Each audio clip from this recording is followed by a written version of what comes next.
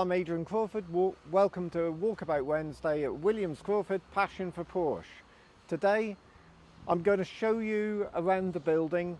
We've got some really unusual and interesting stuff here, and it's going to range from a factory race car that's worth considerable amount of money to a budget Porsche that we're doing a really good job on, and a lot of other things, including some cars from the showroom that you probably haven't seen before and are worth a bit of explanation. My accomplice, Harry, is also going to be part of this, because all I've asked him to do is actually stop me and ask questions when he doesn't know what the hell I'm talking about. So that's it. Let's go. Follow me around and see where we go. Right, well, the first thing, man's turned up in an Aston Martin. That looks very... What model is that, Harry? That is a Vantage. Okay. God, it's a cracking looking piece of kit. Let's hope he's coming in to either buy something or sell something. So what I wanted to show you first was this Cayman. This is a factory built race car. So never road registered. These they were built by Porsche, by the Porsche Motorsport, not from a road car. Always the same specification. Now, this has come to us fairly recently from a client. He's bought it in Norway, brought it in, we've checked it over, we've done things, and we had a problem with it whereby it was actually slow. We went to Castle Coombe to give it a little test, driving it around, all a bit disappointed. Yeah. Customer face not happy, knew he was going to get beat. We took it to San Gueno, and we actually had one of our guys here get into the ECU to an extent, and there was something in the ECU that was preventing it getting full throttle. It was actually only getting 25% throttle opening when it should have been getting best part of 100%. So anyhow, we've got this here. We'll be doing some setup work on it, but the main thing is we gotta find a permanent solution to the horsepower. So our customer actually came second in San Gueno with it. So he is sort of happy, but second is first loser. And he would like to be first. And just today, we've managed to do something that a Porsche main dealer wouldn't be able to do, and we've managed to get into the software, understand what's going on, find actually that there were 5 recalls on the car that hadn't been done, so we'll be carrying them out, and we've got everything back the way it should be. So that's fantastic news. So that's number one. So let's go in the showroom, and I'm going to show you a few little bits that I'm really interested in. 718.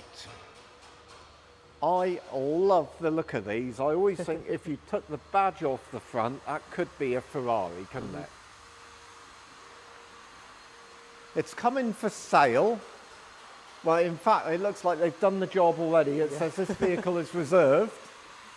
But the bit that Harry wouldn't understand or doesn't is that this customer, Richard and I have dealt with him for longer than Harry's been born.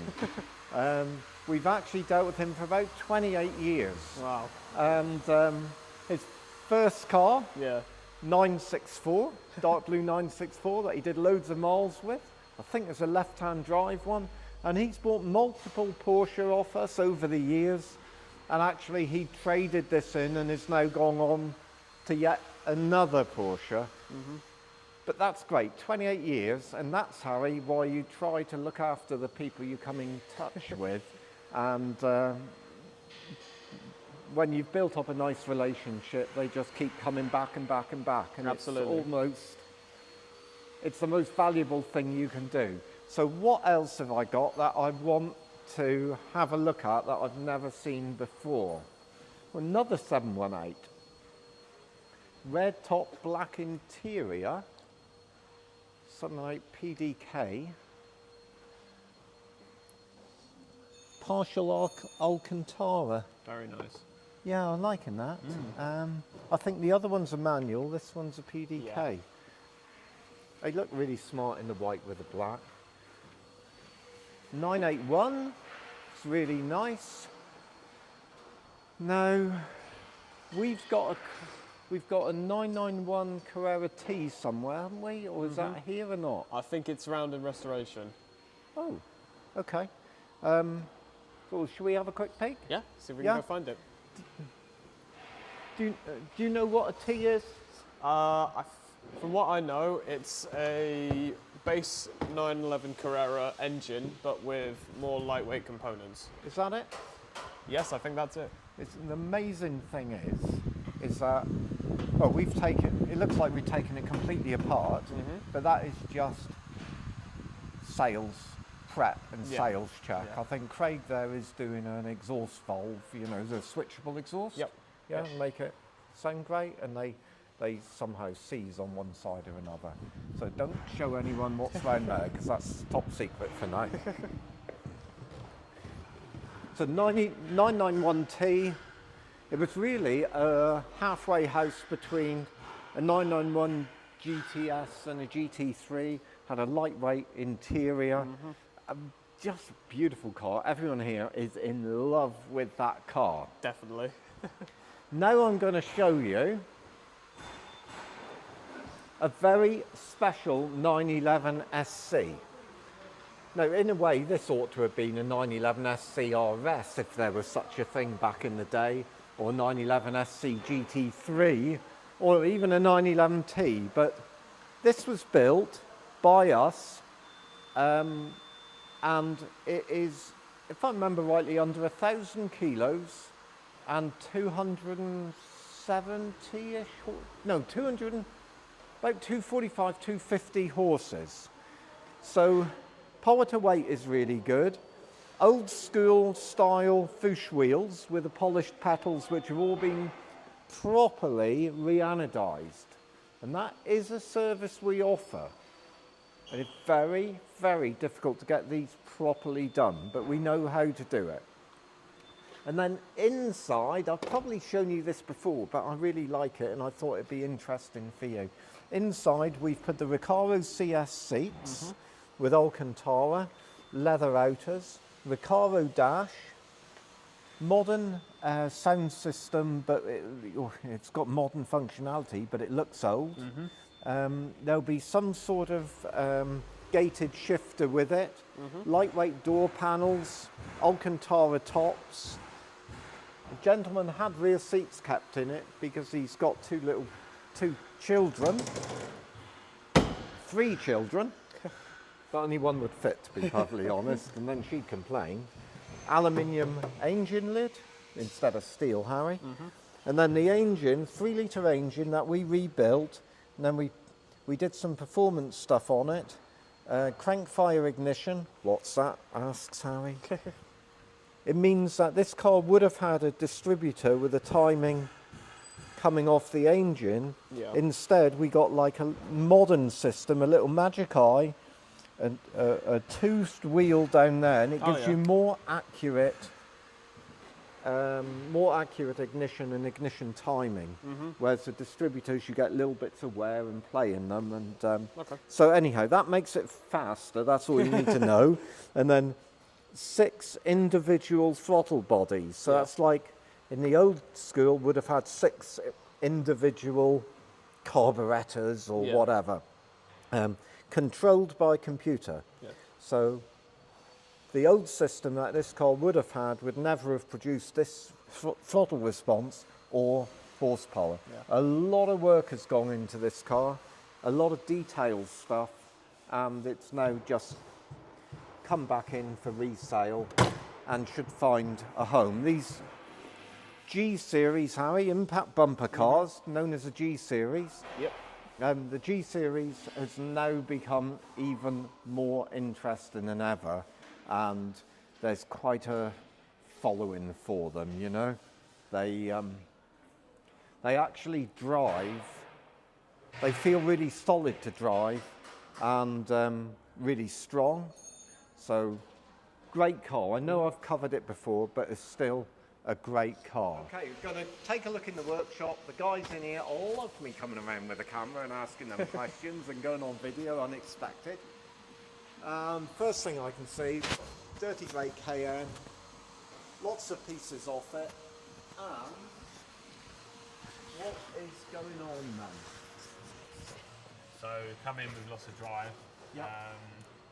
Upon inspecting it, found loads of gearbox oil underneath. Found that the gearbox oil cooler had a pinhole in it. Yeah. Basically lost all its gearbox oil slowly that way, which had caused internal damage to the gearbox. Yep. Unfortunately, I think it mainly damaged clutch packs 5 to 8. Yeah. As it had no drive in those gears. So that would have been immensely costly if it had gone to Porsche. It was still 3.5 to have it reconditioned. Yeah, yeah, and it would have been probably double that if it had gone to Porsche, because they wouldn't have reconditioned it. They would have just issued a new one. So that is a hell of a thing to carry on your shoulders. So cross members out, front subframe out or not? Cross members out, obviously front and rear, prop shafts out. Yeah.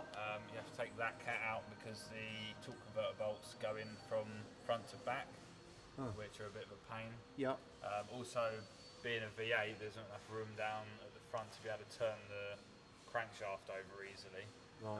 So I actually had the starter motor out to be able to turn the flywheel over to be able to move around to get them out. So it's been a bit of a... So it's not like Formula One where it can come in and 3.5 seconds later it's all sorted out. Unfortunately not, no. No, okay. All right. How much longer will it take you to get this up and running and on road test? I would have thought another half a day maybe. Wow. Okay. All right. Well, good work. Well done. Thank you. So, next stop, one of my little favourites, 986 Boxster. I can see it's an S because it's got the red calipers, and here we have young Luke, and he's going to tell us what he's doing. It's a Tiptronic. Yeah? Yep, It's a Tiptronic Boxster. What did it come in with? What was the problem? It was in a couple of weeks ago for a service, and it's come back for an upgraded IMS and a rear main oil seal due to oil leak. Okay. As you can see from the inside of the box there. Right. Oh yeah, I can see it all gungy. So this is, and Harry doesn't know what we're talking about because he's from computer generation. Yeah. First of all, you'd see drips or wetness under the gearbox. Yeah. So when you're buying them, you're always looking for dampness here. And then, you stop me if I get this wrong, Luke. Up here, this is the back of the engine. Yep. Or the front of the engine, depending which way round you're thinking. But crankshaft, rear main seal, Yep. which you've replaced. Yep. They can leak from here. Yep. And then here is the intermediate shaft bearing, which is what loads of people talk about. And it can be a weakness on them. They'll leak, and they can. There's been some instances of failures, and when we replace them, we put in a Dual roller bearing. Yep. So it's double the thickness of this. Is that it? Yep. That's the old one. Right. So the new one is about that much thicker, so almost double the thickness of that. Okay. And it's got nice roller bearings in it, which that one's a little bit stiff, It is, yeah. but yeah. Yeah, I wouldn't have that on the skateboard. You feel that? See how stiff that is when you turn. Oh yeah, yeah, that's awful. Right, so, okay. So yeah, so putting in one of those in and seals around the IMS as well. Yep. And that's all done. It's all timed up. Transmission back in, Yep. drive shafts back on, and then the man or the lady, the owner, will be safe and good to go with that. Yep. And these cars, they're brilliant cars for not a lot of money. 986 Boxsters, They can suffer with lack of maintenance. Maintenance can be sort of a decent percentage of the car, but it's worth it. Hold on to good ones, make them good, and you've got one of the best value Porsche that you could possibly hope for. So that's nice work. Well done. Thank you. Cheers. As usual, we haven't got a script going on because I know there's always interesting stuff to be seen. Over there, red Cayman. I think so. Yeah. I think that's just come in for resale. And I reckon that Mark's been doing the maintenance or road test on it. Yeah, I think he's just come back from the road test. That, Guards red, very seldom see that on a modern Cayman. Yeah, yeah. I think that looks fantastic. Oh, absolutely. Yeah. So, we got that, and then the other one I wanted to show you, just because I think it's really interesting. This belongs to a friend of mine. It's the second one he's bought off me. He actually, bizarrely, Harry, trusts me to give him good advice. And he was nervous about buying this. It's a 997.2 or Generation 2, 3.6. Such a sweet car, you know, and not loads of money. Yeah. Not for sale. He'll keep this for a long, long time. Well, there are many mechanical differences between the 997.1 and .2. Definitely. Okay. These were direct injection. Oh, okay. They were a completely redesigned engine. It's still in the back. It's still the same configuration. Yeah.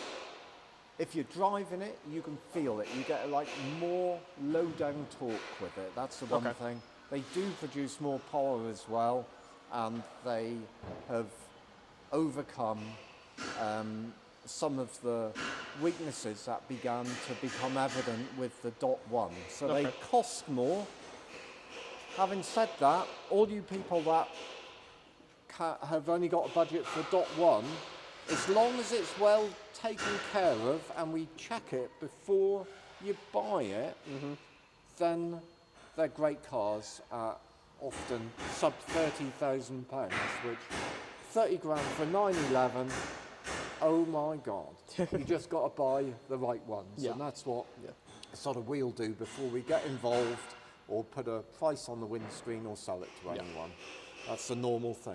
So that's it from me with the Walkabout Wednesday. There's a lot of hammering and bashing going on.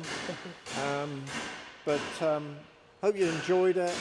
Come back and visit us for the next one. And if we can do anything to help you, you know where we are. Like, share, comment, follow.